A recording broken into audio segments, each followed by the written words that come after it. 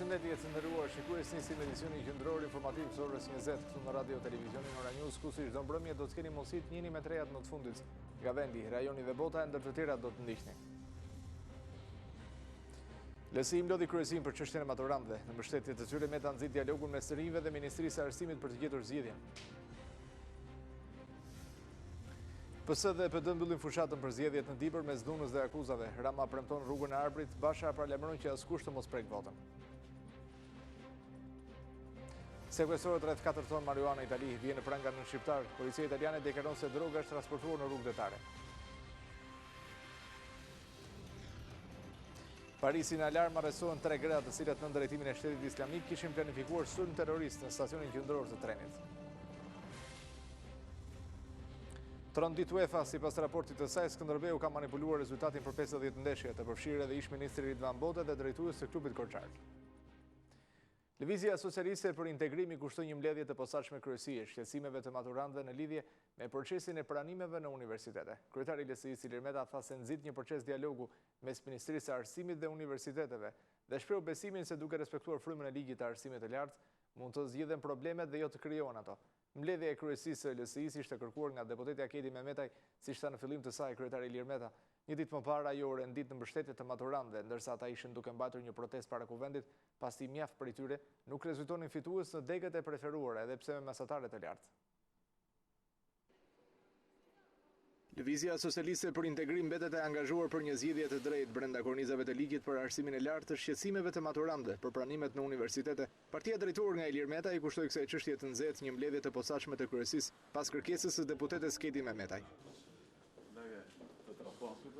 Kryetari i LSI-s Ilir Meta në hapje të mbledhjes tha se situata e krijuar nxjerr në pa nevojën e një bashkëpunimi më të thellë të Ministrisë së Arsimit me universitetet për të kthyer qetësinë e prishur maturantëve dhe prindërve të tyre. Ka nevojë për bashkëpunim më të ngushtë midis Ministrisë së Arsimit dhe universiteteve në mënyrë që të kemi një situatë shumë të pranueshme ku jo vetëm të rinj, por edhe familjet e tyre të gjejnë më shumë qetësi dhe të jenë më të sigurt për perspektivën ku ato do të hyjnë. Meta shpreu besim se zgjidhja problemit të krijuar ditët e fundit në radhët e maturantëve mund të arrihet dhe nënvizoi rëndësinë e zbatimit të kritereve të meritës dhe preferencës.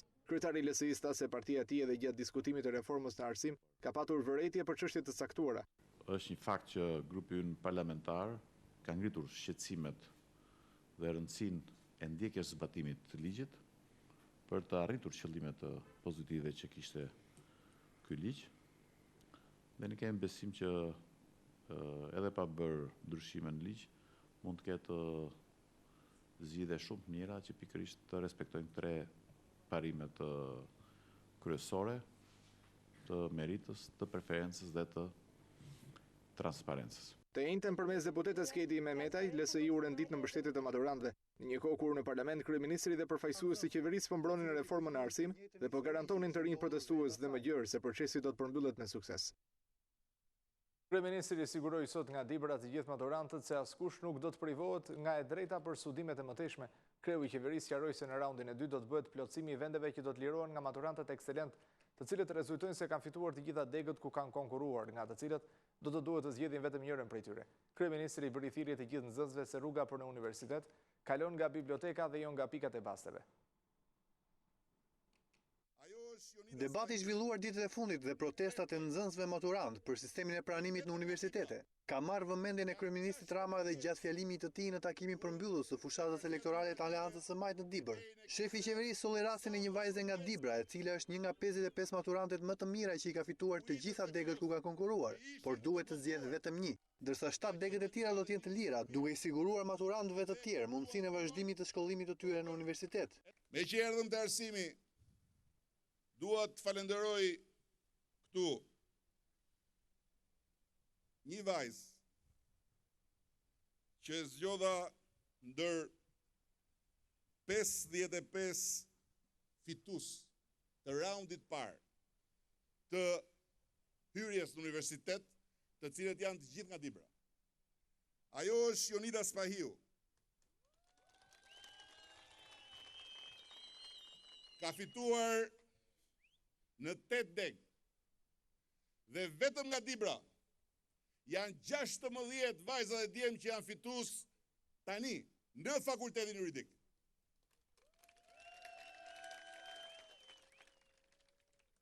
Pesë në raundin e parë, sepse ata ishin të më të mirët e Shqipërisë.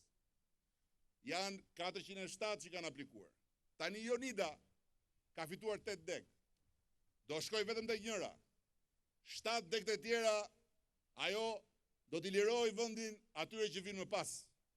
Dhe nga ata 407 maturant që duan të hynë në universitet, pjesa dërmuese do t'jenë në universitet.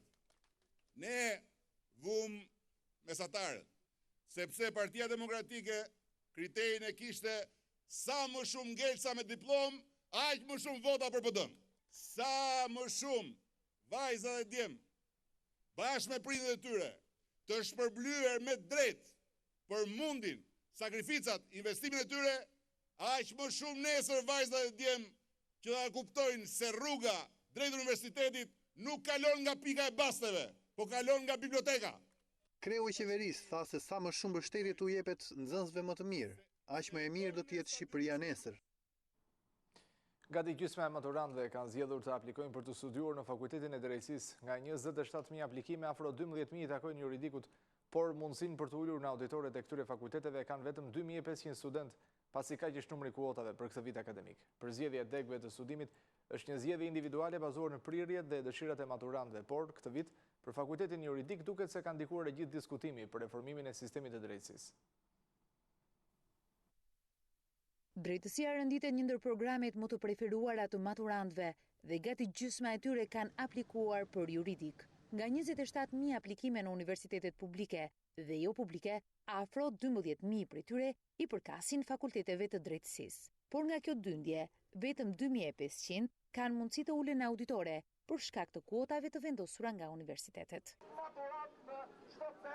Kuotat dhe ndryshimi kritereve të grup lëndëve shoqërore bazuar në formulën e rikëpranimeve në universitete penalizojnë mira maturantën në këtë fazë të parë të fitonin në programet e përzgjedhura. Nuk është e drejtë që unë të ngel pa shkollë, si shumë bashkëmoshatarët e mirë.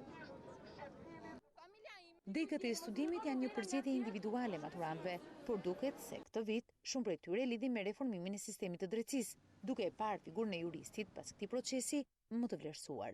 Kështu mendon Ledio Alite, ish maturanti Petronini Luarasit, që në tetor do të ulet në auditoret e drejtësisë. Po, në degën që unë kisha vënë si preferencë kryesore, që ishte drejtësia, u shpalla fitues, dhe të tjerat, me thënë drejtë, nuk e kam parë, sepse prioritetat e kisha dhe arrita, kështu që arrita që të pranohem.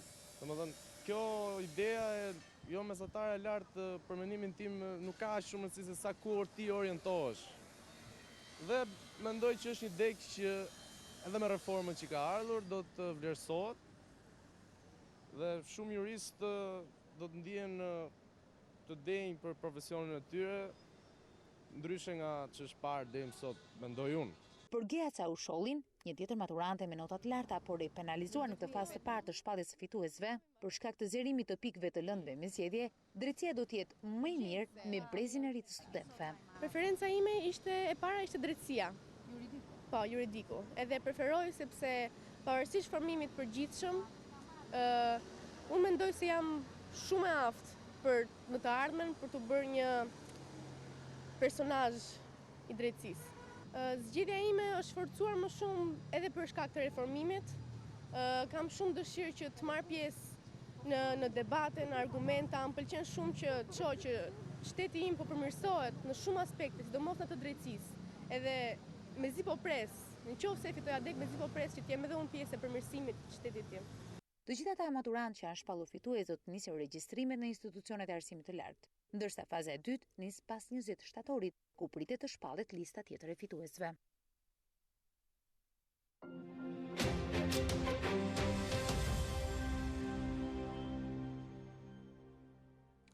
Tjetër furtun mbi klubin e Skënderbeut. UEFA ka zbardhur raportin ku arsyeton motivet e ndëshkimit të klubit korçar me një vit pezullim nga Kupat e Europës. Qeveria Europiane e futbollit pretendon se ndeshjet e manipuluara nga viti 2010 janë mbi 50, 41 ndër të cilat në kompeticionet kombëtare. Ndërkohë që përmendet edhe emri ish ministrit të financave Ridvan Bode si person i përfshirë në trukimin e rezultateve të skuadrës korçare. Furtun mbi klubin e Skënderbeut. UEFA ka zbuluar raportin e plot në lidhje me arsyet se pse korçarët u dënuan me një vit përjashtim nga të gjitha kompeticionet europiane. Dhe ky raport i rëndon tejmase pozitat e kampionëve të Shqipërisë. Ndeshjet të cilat qeveria europiane e futbollit pretendon se janë manipuluar nga klubi juglindor në harkun e 6 viteve të fundit janë mbi 50, 41 ndër të cilat në aktivitetet kombëtare, pra kampionat dhe kupë Shqipërie. Sistemi i detektimit të mashtrimeve të basteve me saktësi ka konfirmuar përpara panelit se Skënderbeu është përfshirë vazhdimisht në 6 vitet e fundit në aktivitete manipulimesh rezultatesh, ku në total takimet e trokuara janë mbi 50, si në kampionatin kombëtar, po ashtu edhe në kupat e Europës. Sistemi arrin në konkluzionin se të paktën numri në vijim i ndeshjeve është manipuluar për qëllime të fitimit të palishëm nëpërmjet basteve, 5 ndeshje të Ligës së Kampioneve, 2 takimet e Europa League, 41 ndeshje të kampionatit shqiptar dhe Kupës së Shqipërisë. Në raportin e UEFA-s përmenden gjithashtu edhe 6 sfida miqësore, të cilat skuadra korçari ka zhvilluar gjatë fazave përgatitore jashtë Shqipërisë. Ndërkohë që në skenë ka dalë edhe emri i ish-ministrit të financave Ridvan Bode, asokohet deputeti i qarkut të Korçës, si personi përfshirë në manipulimin e rezultateve. Sidomos gjatë edicionit 2010-2011, që ishte edhe sezoni kur Skënderbeu fitoi titullin e parë të epokës moderne. Gjithashtu është përmendur edhe ish-presidenti Agim Zeqo dhe ai aktual Ardian Takaj. Klubi kampion në fuqi i Shqipërisë vijon të mohojë gjithçka. Kujtojmë që më 1 qershor UEFA ndëshkoi me një vit pezullim nga të gjitha aktivitetet europiane klubin korçar, dënim i cili u konfirmua edhe në apel e më pas në gjykatën e arbitrazhit sportiv. Ndrojmë tërësisht temën e informacioneve. Kolegë të gjyqtarit të ndier Skedilaj Ekonomi kanë vendosur tufa me lule dhe kanë ndezur qirin pranë vendit ku ai u vra. Në 5 vjetorin e ngjarjes së rënd, kreu i gjykatës së Vlorës, Skënder Haluçi, ka përthirrje për hetim të këtij krimi. Ai theksoi se ende sot çështja nuk ka mbërritur në gjykatë. 5 vjet nga ekzekutimi i gjyqtarit Skedilaj Ekonomi, gjyqtar të Vlorës dhe familjar të ndjerit kanë përkujtuar ngjarjen e rënd të ndodhur në qendër të qytetit të Vlorës. Pranë vendit ku shpërtheu automjeti i Ekonomit, u ndezën qirin dhe u vendosën tufa me lule. Për këtë ngjarje të rënd, ende e pasbardhur, familjar të viktimës dhe gjyqtar të Vlorës, pasi kryen homazhet, kërkuan rinisje të hetimeve për të vënë para drejtësisë autorët e ekzekutimit mafioz. Kryetari i gjykatës së Vlorës, Skënder Haluçi, tha se duke përkujtuar këtë ngjarje tragjike të 5 viteve më parë, gjyqtarët e Vlorës dhe familjarët e Ekonomit bëjnë apel për të zbardhur krimin. Kjo çështje nuk është hetuar dhe nuk është gjurmuar ashtu siç duhet. Shpresoj se me krijimin e institucioneve të reja pas miratimit të ndryshimeve kushtetuese për reformën në drejtësi, me krijimin e byros kombëtare të hetimit dhe institucione të tjera, do lëviz diçka edhe për çështjen ekonomike. Por nuk bëhet fjalë për gjykim, nuk ka asnjë çështje në gjykim në lidhje me këtë çështje. Gjyqtari Skedilaj Ekonomi u vra në moshën 32 vjeçare 5 vjet më parë, pas shpërthimit të qëllimshëm të automjetit të drejtuar prej tij, teksa udhtonte në aksin Vlorë-Skel në orët e para të mëngjesit. Drejtuesi i sektorit të asistencës teknike në drejtorinë qendrore të OSHS në Tiranë, Samir Jaku, është ekzekutuar me Kalashnikov në mes të rrëshenit nga persona ndërpanjor. Viktima ka qenë në një lokal me një mikun e tij, i cili ka mbetur i plagosur gjatë atentatit. Policia është vënë në ndjekje të mjetit tip Benz që ka lëvizur autorët, të cilët ishin të maskuar, ndërsa ka sekuestruar pamjet e kamerave të sigurisë të bizneseve ku ndodhi pikërisht atentati. Shefi i sektorit të asistencës teknike në drejtorinë qendrore të OSHS, Samir Jaku, është qelluar për vdekje me armëzjarri. Ngjarja e rënd ka ndodhur në një lokal në qendër të rrëshenit dhe gjatë atentatit ka mbetur i plagosur dhe shoqëruesi i viktimës, Gjergj Prenga, i cili ka marrë një plumë në shpatull. Ngjarja ndodhi rreth orës 9:30 minuta të së premtes, vetëm 50 metra larg komisariatit të policisë. Sipas dëshmive në vendin e ngjarjes, kanë qenë 2 persona të maskuar dhe të armatosur që kanë qelluar me breshëri automatiku në drejtim të Samir Jakut. Plumbat që e kapën në kokë dhe në trup i shkaktuan 33 vjeçarit vdekjen e menjëhershme. Policia ka shoqëruar disa persona në cilësinë e dëshmitarëve dhe kanë sekuestruar kamerat e sigurisë së bizneseve aty pranë, por duke qenë se 2 autorët kanë qenë të maskuar, deri tani nuk është bërë identifikimi i tyre. Në vendin e ngjarjes janë gjetur 20 gzhoj automatiku. Policia ka marrë informacion se mjeti tip Benz ku ndodheshin autorët ka lëvizur në drejtim të fshatit Gallat në Kurbin, ndërkohë që po bëhet krejja e zonës në një perimetër të gjerë për kapjen e tyre. Ndërkaq po hetohet nëse vrasja ka lidhje me detyrën apo me ndonjë konflikt të mëparshëm të viktimës. OSHE dënoi ngjarjen dhe kërkoi më njëherë arrestimin e autorëve. Samir Jaku ka mbajtur më parë dhe postin e drejtorit të tensionit të lartë për veriun. Një ditë pas situatës së tensionuar në Dibër, ku përfaqësues të 2 koalicioneve janë përfshirë në akuza dhe kundër akuza për vjedhje votash dhe dhunë fizike, Policia ka liruar disa orë pas shoqërimit personin e akuzuar për dhunën e ushtruar ndaj administratorit të njësisë Tomin Nuri Meda. I dhunuari rrëfeu momentet e rënda të dhunës dhe rrëzoi akuzat e ngritura ndaj tij nga opozita se përshpërndante mjete financiare me qëllim blerjen e votave. Ai tha se kishte shkuar në fshatin Pilaf pas njoftimit se atje përshpërndanin para për blerje vote nga përfaqësues të djathtë.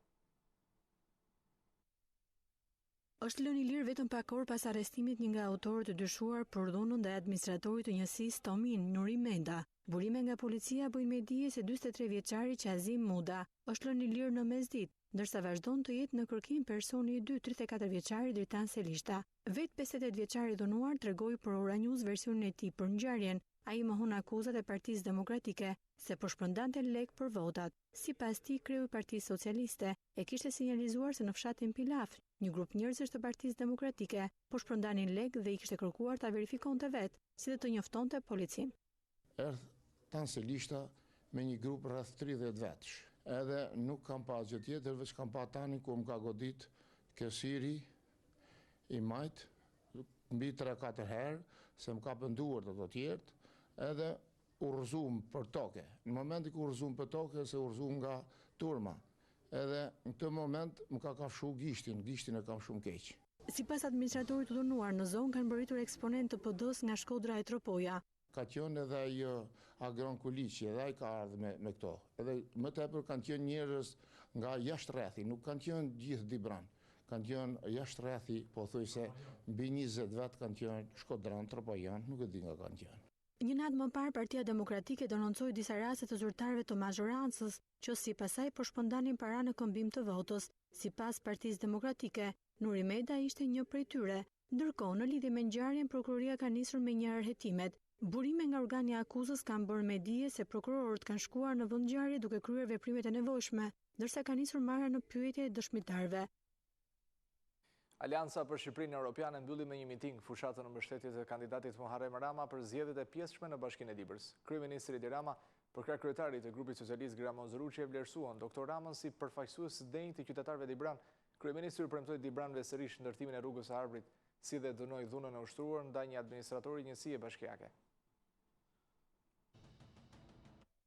Alianca për Shqipërinë Europiane, përfaqësuar në nivelet më të larta drejtuese, përmbylli fushatën për zgjedhjet e kryebashkiakut në Dibër. Kryeministri Edi Rama e vlerësoi kandidatin Muharrem Rama si figurë përfaqësuese të qytetarëve Dibran, ndërsa për kundërshtarin kishte këtë vlerësim. Keni një kandidat nga halli, që është Shefedini, dhe një kandidat që është Muharremi për të zgjidhur bashkë me ne hallet tuaja. Shero e ka një përgjigje që të sharmatos, me vizion. Kësa i thonë, ti thush Dibrës, prit gomar të mbi bar. Rruga e Arbrit ishte pjesë e ndalesës së shefit qeverisë gjatë fjalimit në mitingun përmbyllës në Dibër. Pjesë e pa zëvendësueshme e rrugës sonë përbashkët Drejtinës për Dibër është rruga e Arbrit. Kryeministri dënoi dhunën e ushtruar ndaj një administratori të enjtë në mbrëmje, ndërsa akuzave të opozitës se qeveria po diskriminon veriun e fonde ju përgjigj me shifra. Gjatë kësaj fushate del përsëri nga brezi shpata e përçarjes, veriut me jugun. Me tezën Edi Rama ka investuar për jugun, ndërsa ne këtu, në Dibër, kemi investu 369 milion lek. Pra 50% më shumë për shkollat, për nxënësit, për mësuesit, për prindrit, se çka investu Partia Demokratike. Kandidati Muharrem Rama u kërkoi votën Dibranëve pasi është i bindur në shërbimin me përkushtim ndaj tyre. Kam dhënë provat e mia se di të shërbej me përkushtim dhe me vëmendje. Sot kërkoj për jush të dilni masivisht dhe të votoni kandidaturën time, të votoni numrin 1. Votoni për Dibrën me dinjitet, me krenari. Kryetari i grupit parlamentar të Partisë Socialiste Gramon Zruçi, një lab që flet me gjuhën e Dibranëve, vlerësoi kandidatin Rama të duhurin për Dibrën. Kandidati që ne sjellim ka ambicien e duhur në kohën e duhur. Kandidati që ka përballë ka ambicien e gabuar në kohën e gabuar. Ky djali juaj vendosi të bëj tërpa, po ai tjetri gjeti kohën e gabuar dhe vendin e gabuar. Ky tërpa i thuani ju apo jo? Kreu i grupit parlamentar të Lëvizjes Socialiste për Integrim, Petrit Vasili, shprehu solidaritetin e tij si mjek dhe u kërkoi Dibranëve t'i besojnë Muharrem Ramës votën, ashtu siç i kanë besuar jetën. Shumë nga ju, mira nga ju, i kanë besuar doktor Remit jetën. S'ka gjë më të çmuar se jeta. Besoj kjo provë e re që do t'jepni është më pak se sa ajo që ju ka dhënë ai duke u shërbyer për jetën tuaj. Kështu që ta votojmë doktor Remin. E shtuna do të jetë dita e heshtjes zgjedhore për t'ia lënë vendin vendimit të Dibranëve, të cilët të dielën do të zgjedhin kryetarin e ri të tyre pas shkarkimit të ish kryetarit socialist Shukri Xhelili, për shkak se kërkoi favore seksuale në këmbim të një vendi pune. Alianca Popullore për Punë dhe Dinjitet ka mbyllur fushatën për Bashkinë e Dibrës, ku kryetari i Partisë Demokratike Lulzim Basha kërkoi nga qytetarët që t'i besojnë Sherefedin Sheu të ardhmen e tyre. Basha tha se qytetarët Dibran kanë fatin që t'i thonë jo majorancës së lidhur me krimin dhe të shërbejnë si një kthes për të gjithë Shqipërinë. Kandidati Sherefedin Sheu premtoi politika për rritjen ekonomike të vendit, ndërsa garantoi mbështetje për shtresat në nevojë. Partia Demokratike mbylli fushatën për zgjedhjet e pjesëshme të së dielës për Bashkinë e Dibrës. Në mitingun përmbyllës që u mbajt vetëm disa orë pas atij të koalicionit qeveritar, kryetari i Partisë Demokratike Lulzim Basha u kërkoi qytetarëve Dibran të zgjedhin alternativën e duhur për të ardhmen e Dibrës dhe të gjithë Shqipërisë. Është shtuar varfëria dhe shkaku është elita e korruptuar politike që grabit shumicën për t'ia dhënë pakicës. Kudo ka izolim, ka prapambetje, ka vuajtje dhe i vetmi shkak për këtë është korrupsioni dhe keqqeverisja. Keni parë banda që vijnë vërdall, bandit të importuar që sillen si çamër, por që s'kan asgjë të përbashkët, as me çam, as me kosovar, as me Dibran, as me Lepër, por janë horra dhe bandit. Shefi i opozitës përsëriti akuzat ndaj kryeministrit se ka lënë jashtë vëmendjes veriorët, Dibrën dhe gjithë Shqipërinë dhe se mendon vetëm për klientelën e tij. Kryetari demokrat vetëm disa minuta pasi kryeministri premtoi sërish në Dibër rrugën e Arbrit, tha se ai mashtroi. Ju premtoj se së bashku, të bashkuar si qemi sot, edhe më shumë, do të fitojmë zgjedhjet e vitit që vjen dhe së bashku do të zgjidhim problemet më të mëdha që ju keni. Izolimin për shkak mungesës infrastrukturës, papunësinë për shkak mungesës së çdo lloji mbështetje për ju, e bujqësinë veçanti. E ju jap fjalën se atë që bashkë nisëm, bashkë do ta përfundojmë me ndihmën e Zotit dhe Dibranëve dhe gjithë shqiptarëve, rrugën e Arbrit, rrugën e bashkimit. Dibra sipas kryetarit të opozitës ka probleme të mëdha dhe i duhen njerëz që kanë vullnet dhe dije për t'i zgjidhur, dhe njeriu i duhur sipas tij është Sherefedin Sheu. Ka shërbyer në shtet dhe ka një jetë dhe ka qenë faqebardh. Nuk ka për ta nxjerrë faqen tani që po i zbardhen flokët. Finjat e tij janë jo vetëm garancie e ndeshmërisë dhe pjekurisë, por e dashurisë dhe përkushtimit për ju dhe për Dibrën. Problemet që sot ka Dibra, kryetari demokrat ja lati veçoi dhe të premtoi zgjidhjen e tyre kandidatit Sherefedin Sheu. Një Dibër e zhvilluar, ku të rinjtë e treja të bëhen sipërmarrës apo të punësuar për mirësimi i shërbimeve publike dhe një kujdes social, transparent dhe i barabartë për të gjithë, do të jenë në qendër të punës tonë.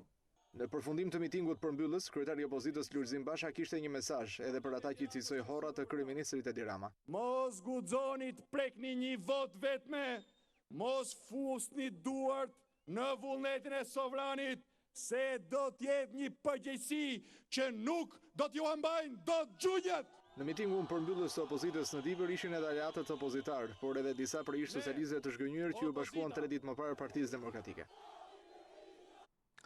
2 ditë para zgjedhjeve të 11 shtatorit për kryebashkiakun e Dibrës, Komisioni Qendror i Zgjedhjeve i ka bërë thirrje partive politike të dërgojnë për trajnim komisionerët.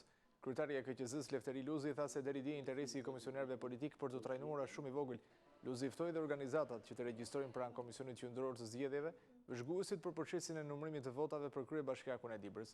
Në mbledhjen e së premtes, KQZ miratoi vëzhguesit ndërkombëtar, Bashkimit Evropian dhe ambasadës suedeze, të cilët do të ndjekin nga afër procesin zgjedhor në Dibër.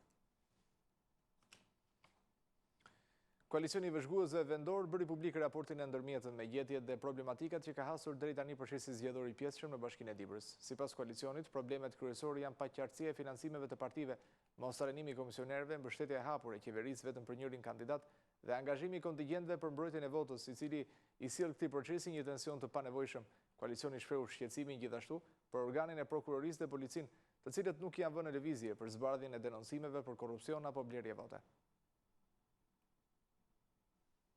Në publikimin e raportit të ndërmjetëm për monitorimin e zgjedhjeve të pjesshme në Bashkinë e Dibrës, Koalicioni Vëzhguesve Vendor shprehu shqetësimin për paqartësinë e financimeve të partive politike në këtë fushat, ndërkohë që ende nuk është bërë trajnimi komisionerëve të qendrave të votimit dhe numërimit.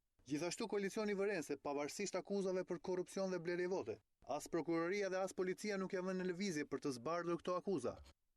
Shqetësues është mos referimi absolut ligjor për rregullimin dhe monitorimin e veprimtarisë financiare të subjekteve zgjedhore gjatë fushatës zgjedhore për zgjedhjet e pjesshme.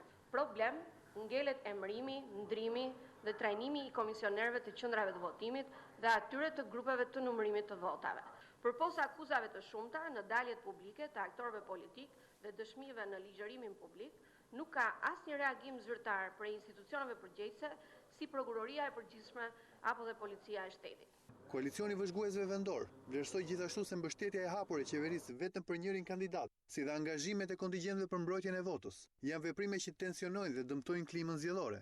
Deklarimet e hapura për mbështetje të qeverisë vetëm për njërin kandidat, garë dhe deklarimin e se kandidati tjetër nuk mund të bëjë asgjë përveç se kur të vi partia e tij në pushtet, përbëjnë një presion të hapur dhe cënojnë barazinë e garës elektorale.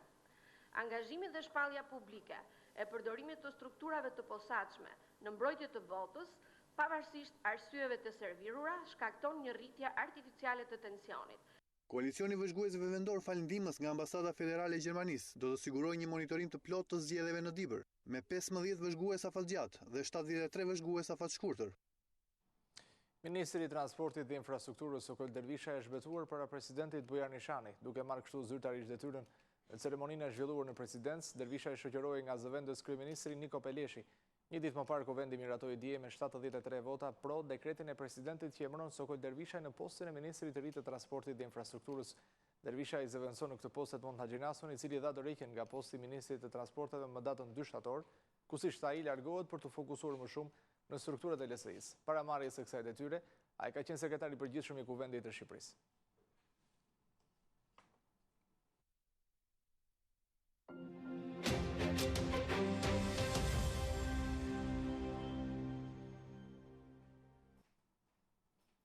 Prokuroria franceze ka njoftuar se 3 gratë që arrestuan mbi dyshimet se kishin planifikuar të kryenin një sulm terrorist janë drejtuar nga ekstremistët e Shtetit Islamik. Autoritetet nënvizuan se të arrestuarat i kishin marrë udhëzimet nga militantët e kësaj organizate. Ngjarja ka tronditur mbar opinionin publik, teksa kryeprokurori i Parisit François Mollet u ka bërë thirrje grave dhe vajzave që të mos bien preje propagandës së ISIS.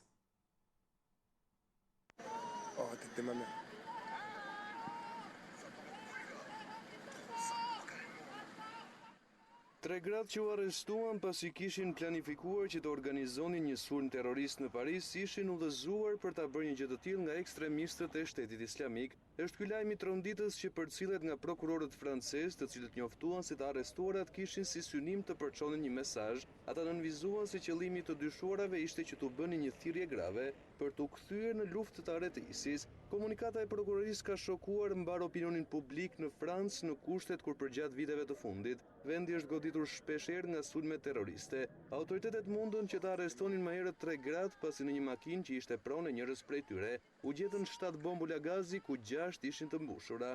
Automjeti i tipit Peugeot 607 ishte i parkuar pranë katedrales Notre Dame në kohën kur u dalluan nga patrullat e forcave të sigurisë.